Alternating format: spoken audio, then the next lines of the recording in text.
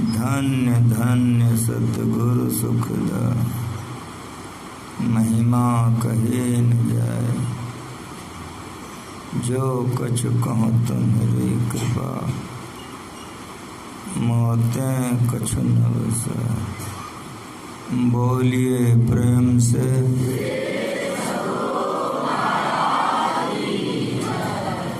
वंदनीय साधु समाज, परमादरणीय सज्जन वृंद, सत्संग पधारे पवित्र आत्माओं,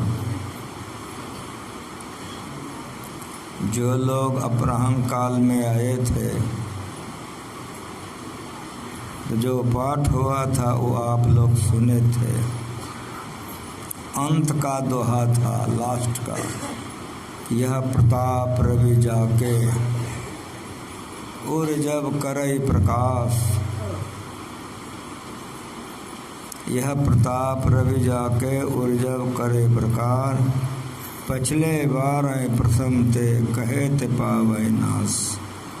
तो यह प्रताप रवि जाके उर जब करे प्रकाश, यहाँ तक हम आप लोगों को सुना दिए थे।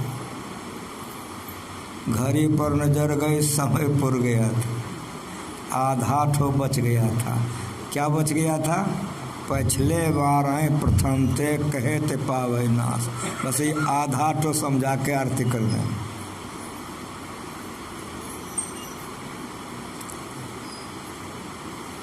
अब इसको समझना है।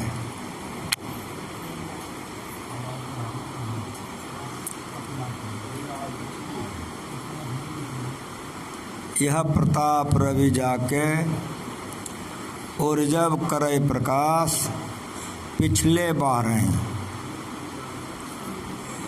इसको गंभीरता से समझिए।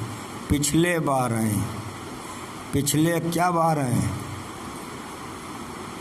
तो पिछले बार हैं धर्म तराग ज्ञान विज्ञाना। उस भक्ति को जो करता वो धर्मात्मा हो जाता है, उससे पाप नहीं होता है, उससे पाप रूपी उल्लू छिप जाती है। वो ज्ञानी हो जाता है, वो विज्ञानी हो जाता है। मौका आने पर भी वो नहीं गिरता है। पिछले बार हैं। खूब बढ़िया से सुनिए, बहुत थोड़ा सा कह आरती करवा देंगे। पाठ इसीलिए होता है। पिछले बार हैं धर्म तराग, धर्म रूपी सरोवर में ज्ञान विज्ञान खिल जाता है। वो ज्ञानी हो जाता है, वो विज्ञानी हो जाता है। ये है पिछले बार हैं। अब प्रथम जे तो प्रथम अविद्या निशान नसाने, ऐसे भक्तों का अज्ञानता का नाश हो जाता है। एक दोहा में सारा रस भरा हुआ रहता है। गुरु महाराज जी का अवतार हुआ, जो ज्ञान समझा के गए, नहीं तो अच्छे अच्छे लोग नहीं समझ सकते। प्रथम अविद्या निशा नसाने, अविद्या रूपी रात्रि उसका नाश हो जाता, अज्ञानता उसका समाप्त हो जाता है, जो वो भक्ति करता है। अघ उलोक, पाप रूपी उल्लू छिप जाता है, उससे पाप नहीं होता है।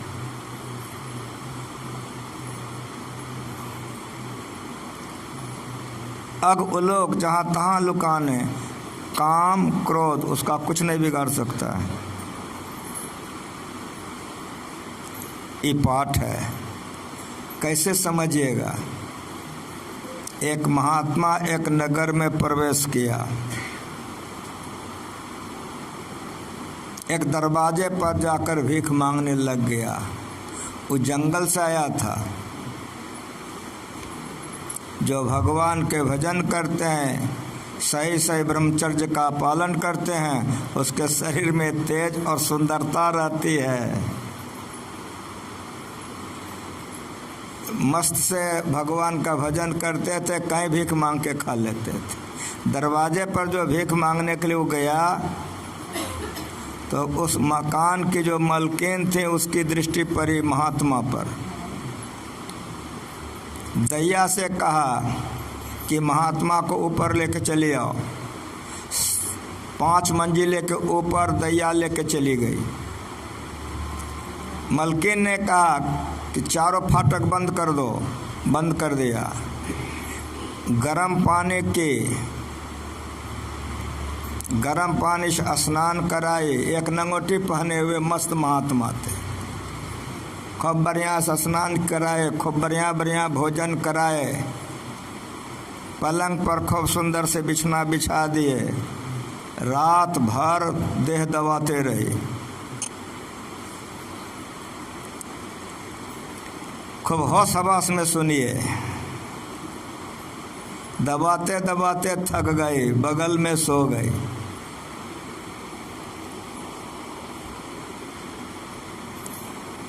महात्मा की आंखें खुली, एक बार नज़र डाल के देख लिया, उठ करके चल दिया। सवेरा हुआ, मलकिन उठे, दैया से पूछे कि महात्मा कब तड़के चले गए। जब सोने की तड़के चले गए तो जिस अवस्था में जैसे थी वो भी जंगल चली गई। खोजते खोजते नहीं प्राप्त कर सकी तो जंगल में उकरू बैठ गई। दिन के 10-11 बजे राजा आया रथ लेकर के। वो राजा का वेश्या थी, तो समझ सकते हैं उसका घर कैसा सजा सजाया होगा। वो राजा की वेश्या थी, कितनी सुंदरता लावन उस वेश्या के चेहरे में होगा, क्या क्या सजावट होगा। राजा जब 10-11 बजे दिन में आया, रथ लगा के ऊपर गया। दैया ने कहा कि रात में एक महात्मा आए थे, इस तरह से घटना घटी है। वे महात्मा तड़के चले गए, मलकिन उठ करके वो भी चली गई।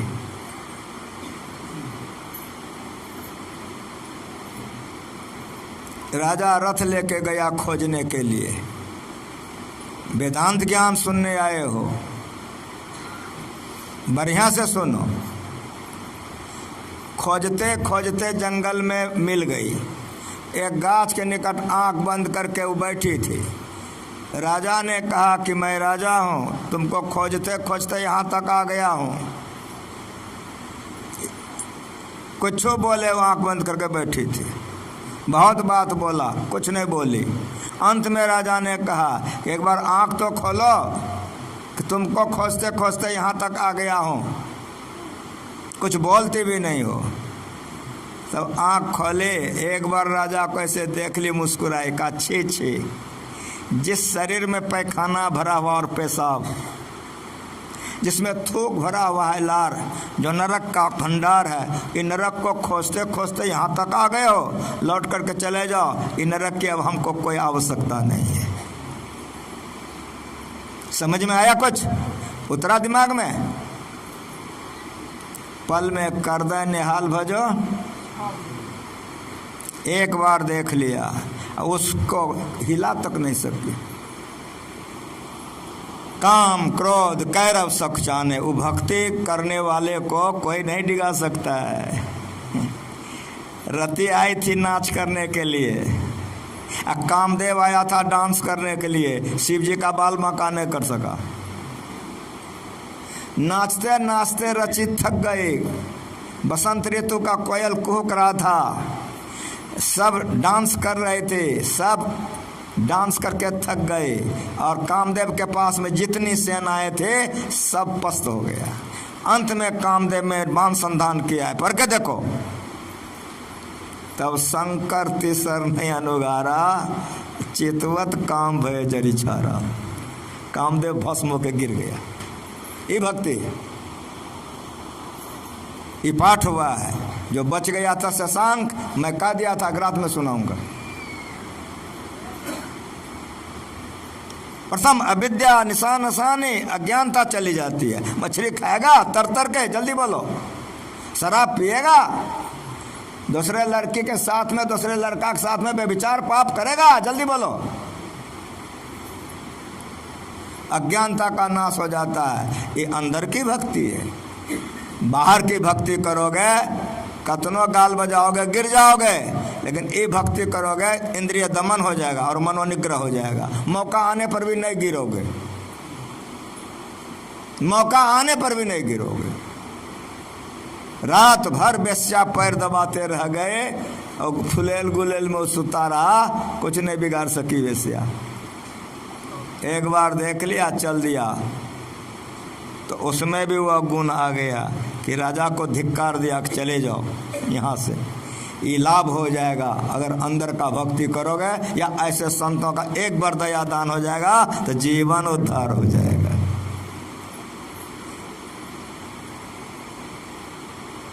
काम क्रोध कैरव सकचाने विविध कर्म गुण काल स्वभाव ए चकोर शुक्लहीन काओ। मत्सर मान मोह उसका कुछ नहीं बिगाड़ सकता है। मत्सर मान मोह मत चोरा, इनकर हुनर न कब नहीं हो रहा, कुछ नहीं बिगाड़ सकता है।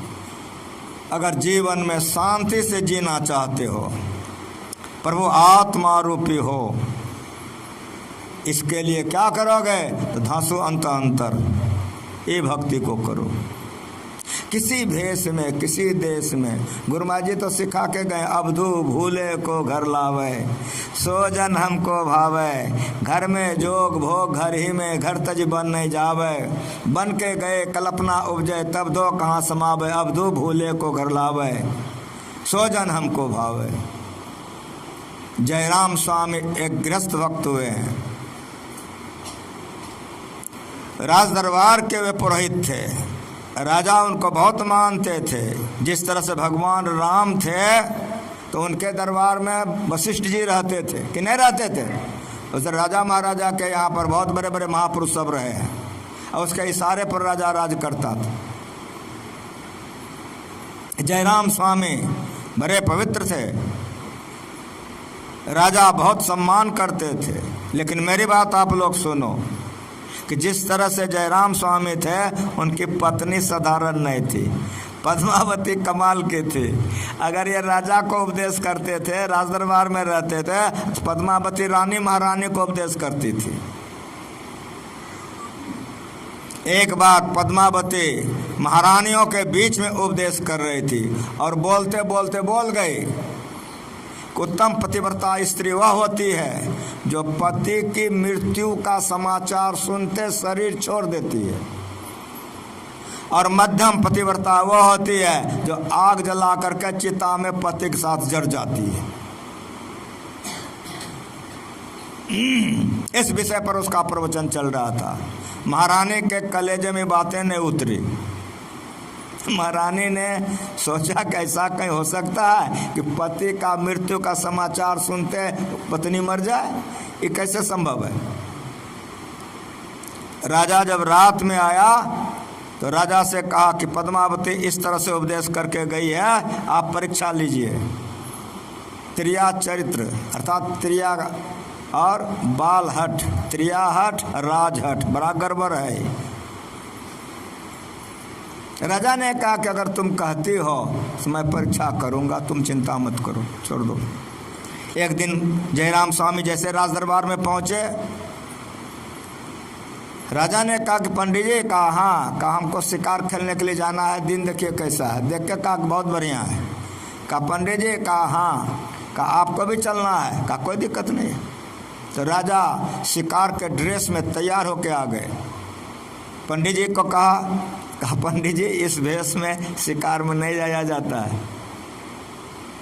नया ड्रेस बना के रखा था कि ड्रेस को पहनिए, पंडिताई वाला ड्रेस खोल दीजिए। खोल दिया, ड्रेस पहन लिया, चर्चा हुई। कहा कि आप जा रहे हैं तो देरी भी हो सकती है। एक सिपाही से खबर भेज दिया जयराम स्वामी, कहा आज मैं जा रहा हूँ राजा के साथ शिकार खेलने, घर आने में देरी भी हो सकती है। पद्मावती को खबर मिल गया। कहा ठीक है। राजा चले गए शिकार खेलने के लिए, जयराम स्वामी को साथ में लेके चले गए। उधर तो चले गए, इधर सुनिए, वो जो पुरनका कपड़ा खोला था जयराम स्वामी ने, एक सिपाही आया, सब कपड़ा उठा लिया। वो राजा का सिखाया हुआ था। उसने क्या काम किया, एक पशु के खून में सब कपड़े को सान दिया और कपड़ा लेकर पद्मावती के पास चला गया सिपाही। कहा पंडिताइन जी? कहा हाँ। कहा पंडित जी आज शिकार खेलने गए थे? कहा हमको खबर है, मालूम है हमको। कहा कि लेकिन आज एक बड़ी गड़बड़ी हो गई। कहा क्या गड़बड़ी हो गई? कहा कि पंडित जी को बाघ खा गया। तो जैसे सिपाही ने कहा पंडित जी को बाघ खा गया तो घबराई नहीं पद्मावती, मुस्कुराए। कहा मैं जीवित हूँ, उसको बाघ कैसे खाएगा? लेकिन तो सिखाया हुआ राजा का था। रोना शुरू कर दिया कि पंडिताइन जी हम आपको सही कह रहे हैं कि बाघ खा गया, ये देखिए। तो कपड़ा निकाल के दे दिया। तो जो पति कपड़ा पहन करके गया है, पत्नी चिन्हेगी ना, अपने पति के कपड़े को नहीं चिन्हेगी? देखने लग गई, वही मिर्जाई, वही मुरेठा, वही धोती, वही कुर्ता, सब कपड़ा को देखी ये तो इन्हीं का सब कपड़ा है।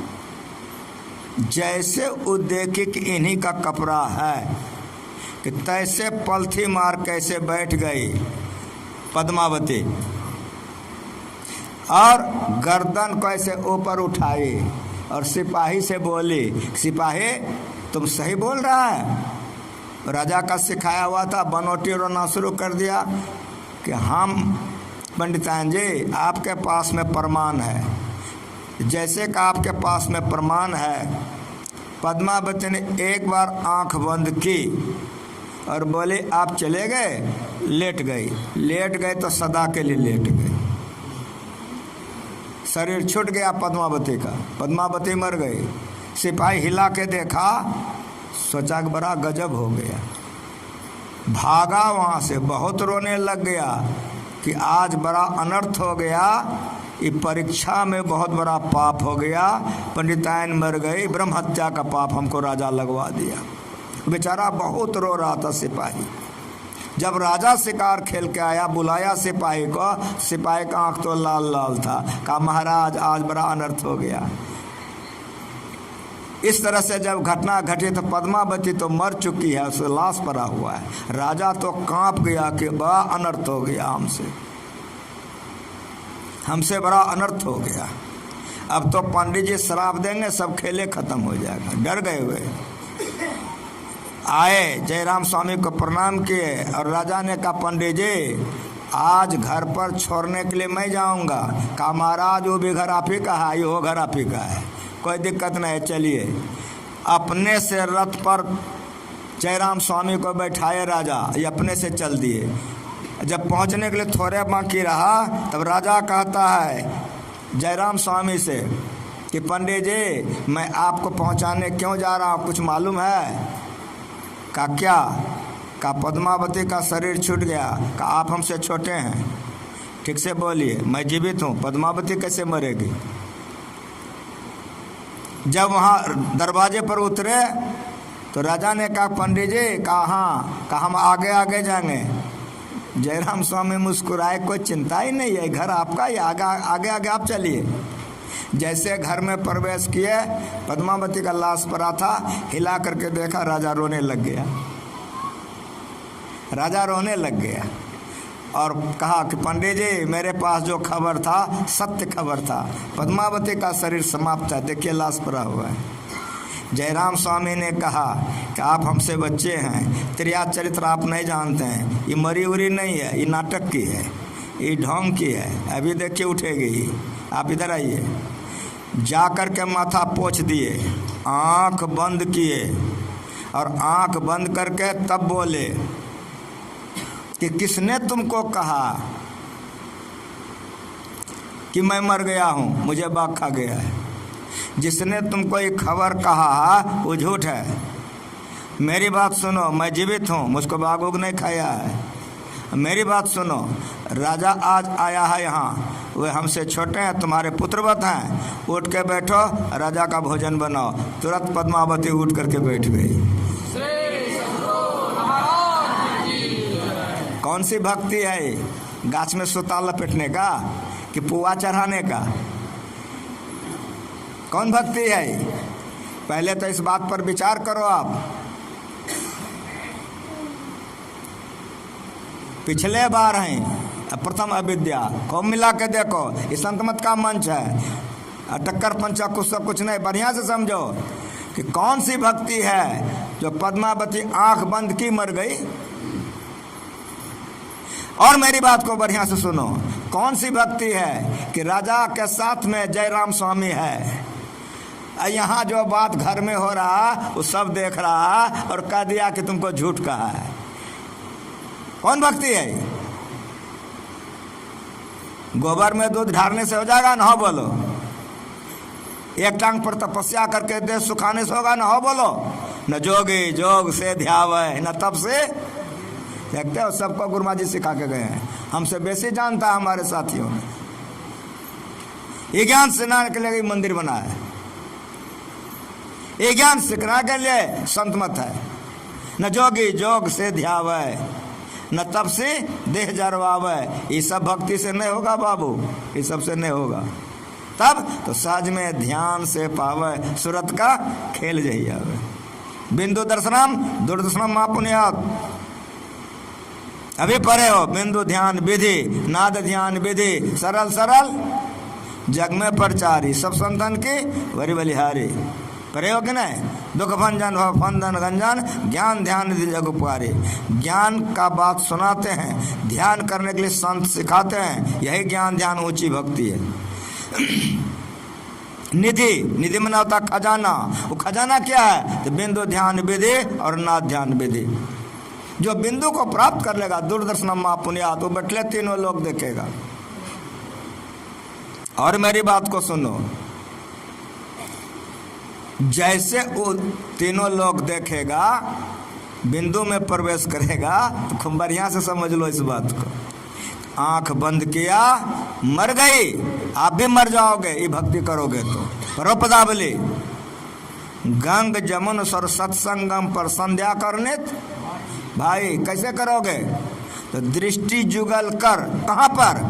अंगुल द्वादश पर दृढ़ स्थिर धरु ठहराई। अगर दृढ़ स्थिर होकर ठहर जा, प्राण असबंध बंद हो जाए, सांस प्रश्वास की क्रिया बंद हो गई। जिंदा है कि मर गया? ठीक ठीक बोलो। गुरुमा जी लिख के चले गए हैं, पढ़ के देखो। ये भक्ति है। क्या भक्ति है? दृष्टि जुगल कर अंगुल द्वादश पर दृढ़ स्थिर धर ठहराए, प्राण असबंध बंद हो जाए, श्वास प्रश्वास की क्रिया बंद हो जाएगी। इसको समाधि कहते हैं। बाहर से तो तुम मर गए, भीतर में तुम मालो माल हो गए। ये भक्ति है, ये ज्ञान है। संगम पर आँख से नीचे को पिंड कहते हैं और आँख से ऊपर को ब्रह्मांड कहते हैं। इसी जगह भक्ति की जाती है। जो शिव जी ने किया, कामदेव को जला दिया, आप भी करो। आँख बंद करोगे, अंधकार से प्रकाश में चले गए, तुम मर गए, समाधि में तुम्हारा देह पड़ा रहेगा। तीनों लोग तुम जा सकते हो, घूम सकते हो। आँख बंद करो, अंधकार से प्रकाश में चले जाओ, मर जाओगे। आँख बंद की, मर गई। ऐसी मरनी को मराए दिन में सब जानता है, हमसे ज़्यादा सबको मेरा गुरु पढ़ा के गया है। देखते हो हम बोलने के लिए माँ के सब बोल देता है। ऐसी मरनी को मराए दिन में, मरिए तो मरी जाइए, छूट पड़े जंजार, जा मरनी से जग डरे मेरो मन। मस्ती से ध्यान करो, मरने के लिए सीख लो, ये संत मत सिखाता है। मरने के डर से कोई मत करो, मरने के लिए तैयार हो जाओ और मरने के पहले मरने के लिए सीख लो।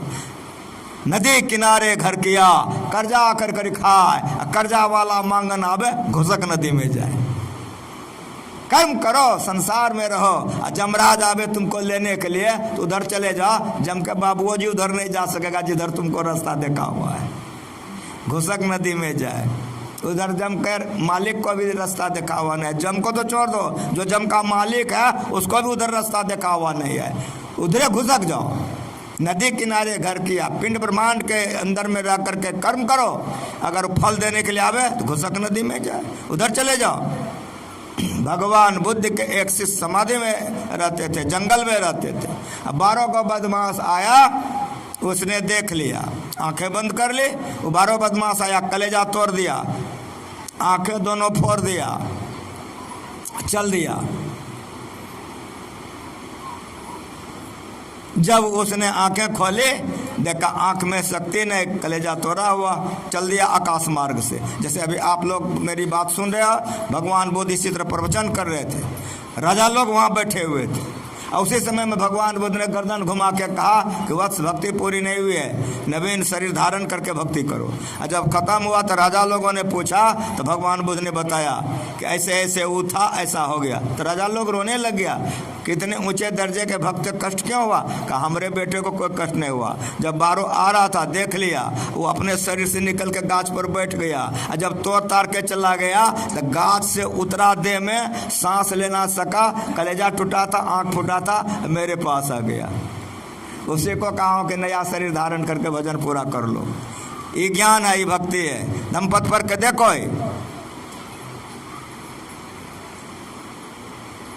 अब फिर वो नवीन शरीर धारण करके भजन पूरा करेगा। फिर राजा लोगों ने कहा कि प्रभु जब इतने ऊंचाई में चढ़ चुके थे, ये दुर्गति क्यों हुई? का कर्म का फल भोगना पड़ता है। एक जन्म में वह वैद्य था, संभ्रांत घराने में चिकित्सा के लिए गया था, कुदृष्टि से अवलोकन किया था, इसी पाप से उसको दोनों आंखें फोड़ी गई। और एक जन्म में वह माता पिता अंधे को छोड़ दिया था, जंगली जानवरों ने उसको खा गया था, उसी पाप से इसका कलेजा तोड़ दिया गया। लेकिन कलेजा तोड़ा गया, आंखें फोड़ी गई, मेरे बेटे को कोई कष्ट नहीं हुआ। नदी किनारे घर किया, कर्जा कर कर खाए, कर्जा वाला मांगन आवे, घुसक नदी में जाए। ये अंतर साधना है, ये अंतर साधना है। ये अंतर साधना के लिए पहले मानस जप कीजिए, मन सिमट जाए तब मानस ध्यान कीजिए, और मन सिमट जाए तब ज्योति योग कीजिए, तब ज्योति योग कीजिए। संध्या करो नित भाई, कैसे करोगे? दृष्टि जुगल कर, अंगुल दात स्पर्श, दृष्टि दर ठहराए, प्राण अस्वंध बंद हो जाए, मनहो तजय चंचलाई, संगम पर संध्या करो नित भाई। रोज अभ्यास कीजिए, अंतर्मुख से बहिर्मुख से अपने को अंतर्मुख कीजिए। अंतर्मुख करने के लिए इसीलिए सब जपों का राजा मानस जप है। उंगली पर जपिएगा, ख्याल उंगली में जाएगा, माला पर जपिएगा, ख्याल माला में जाएगा, सांस पर जपिएगा, ख्याल सांस में जाएगा। इसलिए जप रहे और आप रहिए, समाधि लग जाएगी, शरीर का ख्याल नहीं रहेगा। ये मानस योग है। इनमें सनात हो जाइए, तब ज्योति योग कीजिए, अंदर में प्रकाश हो जाएगा, उसको ब्रह्म प्रकाश कहते हैं। इसीलिए ब्रह्म प्रकाश में अब शरीर आपका चामे वाला नहीं रह गया, दिव्य दृष्टि हो गई, इसलिए दिव्य लोक में रहोगे। और मेरी बात सुनो, उसी दिव्यता के शक्ति से दिव्यनाथ को सुनोगे। प्रति एक पै चढ़ी जाए के निज नाह खोजना, एक पर चढ़ो, प्रति एक पै चढ़ी जाए के निज नाह खोजना। स्थूल से सूक्ष्म में, सूक्ष्म से कारण में, कारण से महाकारण में, महाकारण से चेतन में, प्रति एक पे चढ़ जाए के निज ना खोजना। पंचम बजे दुर्घर से जहाँ आप विराजें, गुरु की कृपा से मैं तहाँ पहुँच खोजना।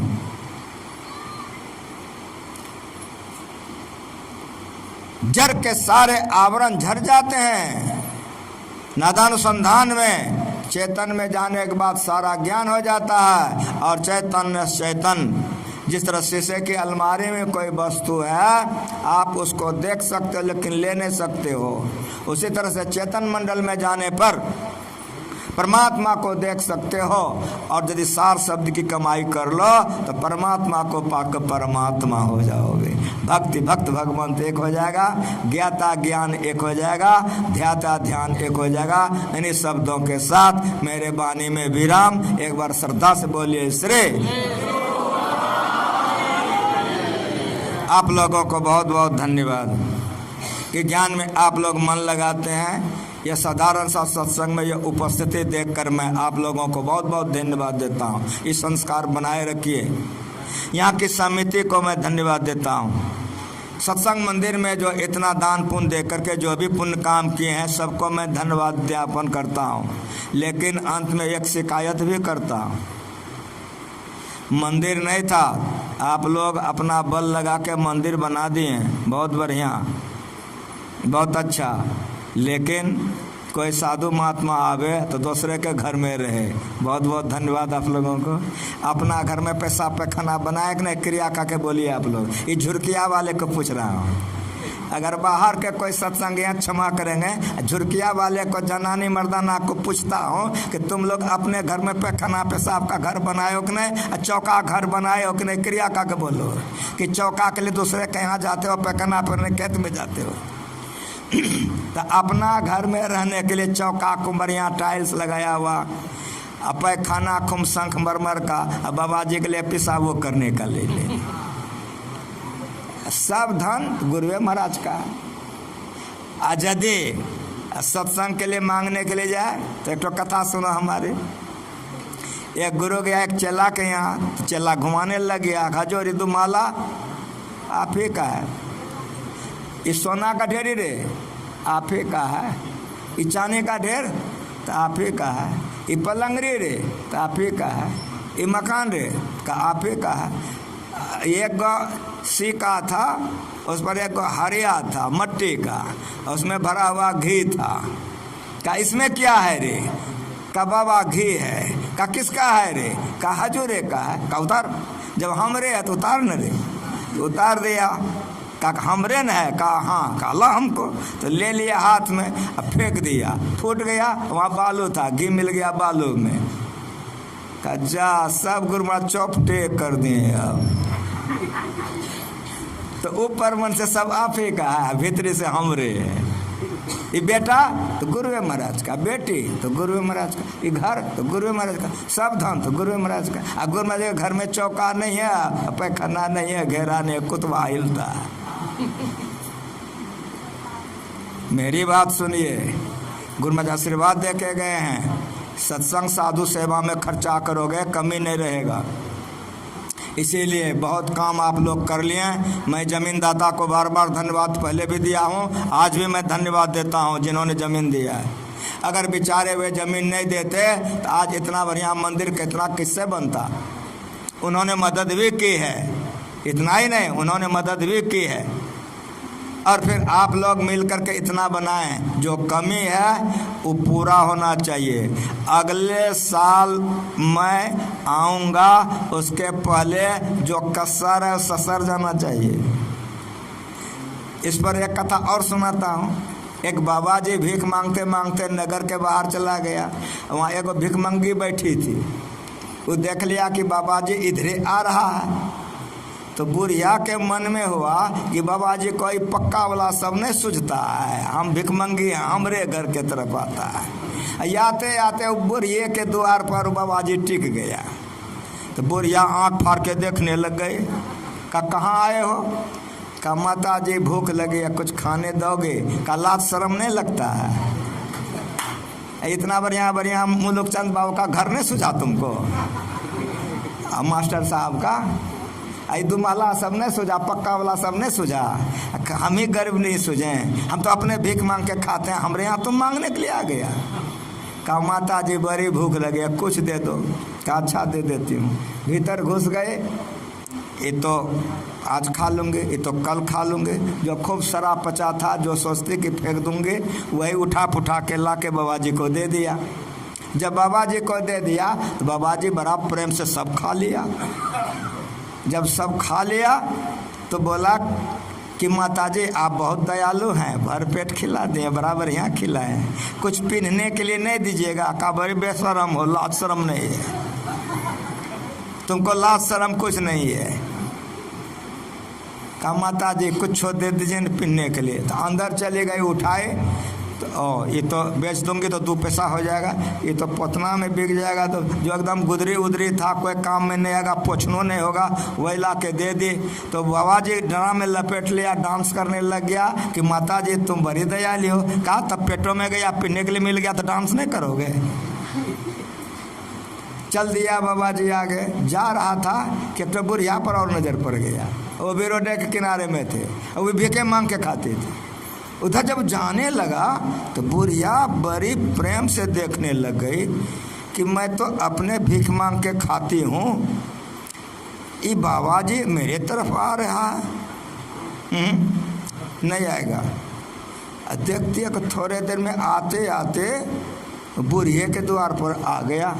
बुढ़िया बड़ी खुश हुई, झटक करके आए, चरणों में माथा टेक करके प्रणाम किए, हाथ जोड़ करके बोले कि बाबा क्या सेवा करूं?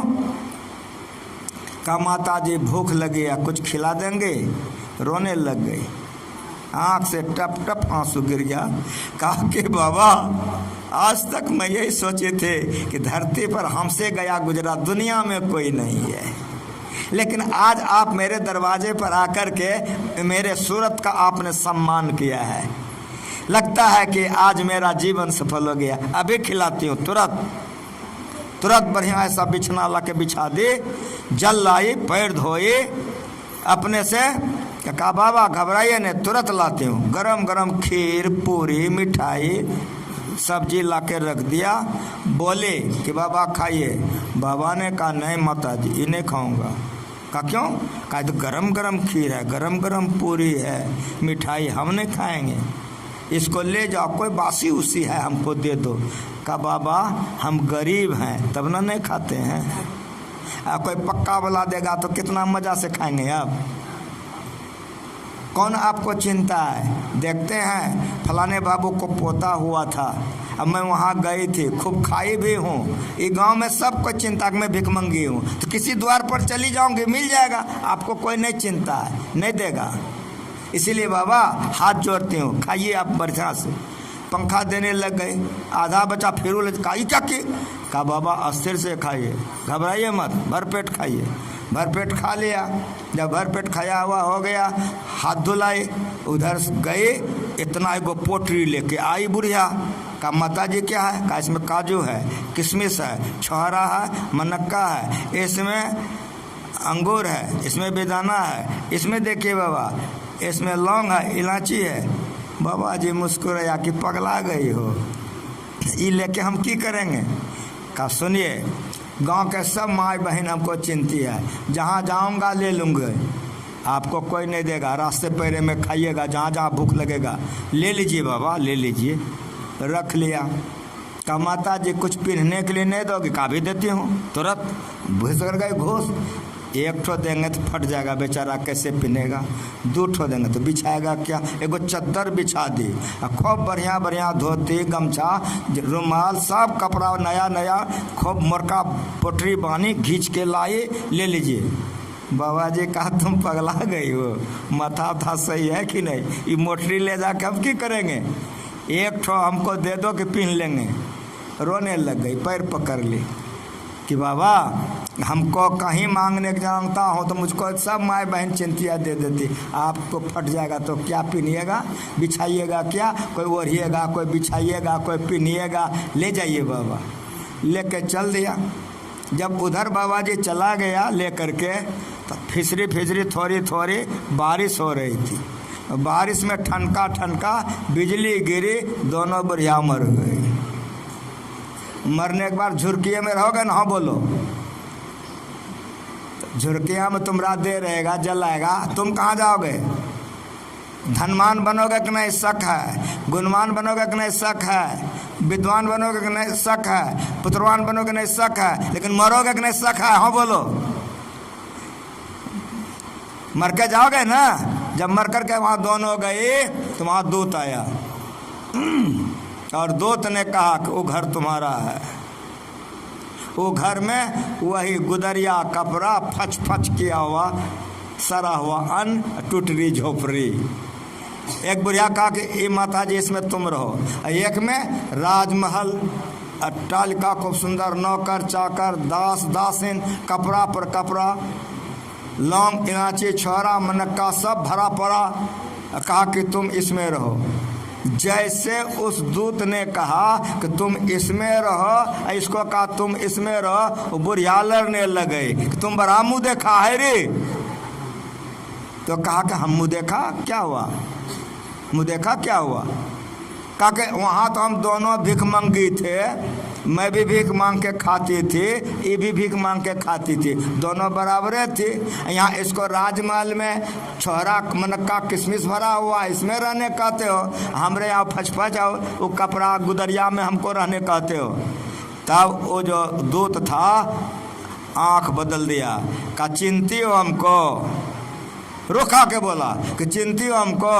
बुढ़िया बोले खूब चिंती हो, मुँह देखा है तुम। तो जैसे कहा कि मुँह देखा है तुम, अपने स्वरूप में आ गया। जो भीख मांगने गया था कुछ खाने दोगे, अपने रूप में आ गया और कहा कि तुम जिस भावना से मेरा कदर की थी और जो तुम देती तुम्हारे लिए यहाँ मौजूद है, और इसने जिस भावना से मेरा सेवा की थी जो देती इसके लिए मौजूद है। बाबा जी मांग रहा है, तुम्हारे लिए मांग रहा है, याद रख लेना, खूब होश में सुनो। बाबा जी मांग रहा है, तुम्हारे लिए मांग रहा है। उदारता से हंस करके दोगे, एक दोगे तो 10 मिलेगा, सुने का ना। यदि देने में कपट करके दोगे तब नहीं मिलेगा। देने के बाद पश्चाताप मत करो, हंसी हंसी से दान करो। मेरे गुरु महाराज जी का प्रवचन को पढ़ो। गुरु महाराज जी की आंख से कभी कभी लोर गिर जाता था कि एक सत्संगी हमारे हैं कि खाने का अभाव है, कपड़ा नहीं है, रहने के लिए घर नहीं है। गुरु महाराज जी की आंख से आंसू गिर जाती थी। और एक सत्संगी हमारे हैं, उसको कोई कमी नहीं है। ऐसा क्यों? ऐसा इसलिए कि शरीर मिला, भजन ध्यान किया, ऐसे हाथ करते थे गुरु महाराज कि मुट्ठी करा था। तो भक्ति के प्रभाव से भजन करने के लिए शरीर तो मिल गया, लेकिन घर भोजन का अभाव है। समझ रहे हो मेरी बात को? गुरु महाराज जी का प्रवचन पढ़ के देखो। लेकिन उन्होंने भजन ध्यान भी किया, दान पुण्य भी किया, इसीलिए उसको बाल बच्चा भी है, खाने पीने का भी कमी नहीं है, और भजन ध्यान भी करता है। अगर यदि चाहते हो कि यहाँ भी सुख से रहे वहाँ भी सुख से रहे, तो यहाँ भी बढ़िया काम करो तो वहाँ मालो माल रहोगे, और वहाँ करोगे तो यहाँ सुख मिलेगा। इसीलिए साईं इतना दीजिए जामे कुटुंब समय, मैं भी भूखा ना रहा हूँ, कोई साधन भूखा जाए। इस भाव से तन लगाइए, तन की सार्थकता होगी। मन लगाइए, मन पवित्र होगा। धन लगाइए तो मरिएगा तो खाने पीने का अभाव नहीं रहेगा, घर मकान का अभाव नहीं रहेगा। इसीलिए साईं इतना दीजिए जामे कुटुंब समय। अपने औकात के मुताबिक संतों का, साधुओं का, महापुरुषों का सेवा करो, दीन दुखियों का, गरीबों का उपकार करो, भजन करो, ध्यान करो। तो भजन ध्यान के प्रभाव से शरीर मिलेगा, और दान पुण्य करोगे तो उस जन्म में भी सुखी से रहोगे। इन्हीं शब्दों के साथ एक बार प्रेम से बोलो। समिति के जो लोग हैं माइक ले जाइए।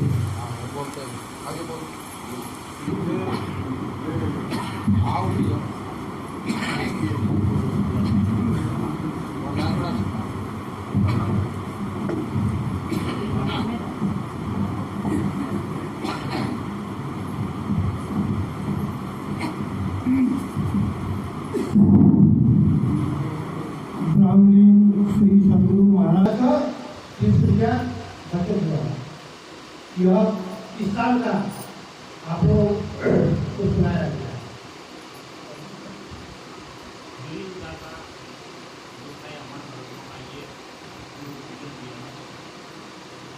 हम लोग जो एक बीज लगाए हैं, बीज में समिति के द्वारा बीज का ऋण दिया गया है। और इस साइड वाला जो फिल्म देखते हैं, यह दुखाई अमान का देन है। उनका घर है सोनापुर रतवामाई नगर पालिका 1। वो तो आए नहीं है, वो सम्मानित करते, लेकिन है नहीं।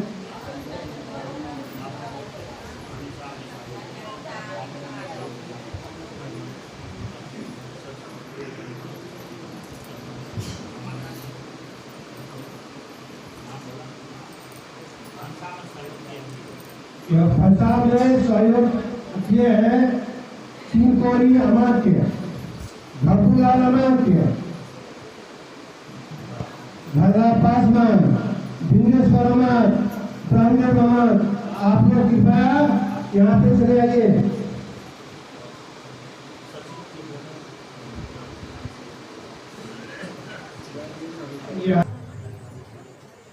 घरना पासवान, बिंदेश्वर अमर, ब्रह्मदेव अमर, आप लोग कृपया यहाँ पे आने का कष्ट करें। ब्रह्मदेव पासवान है अमर, ब्रह्मदेव पासवान।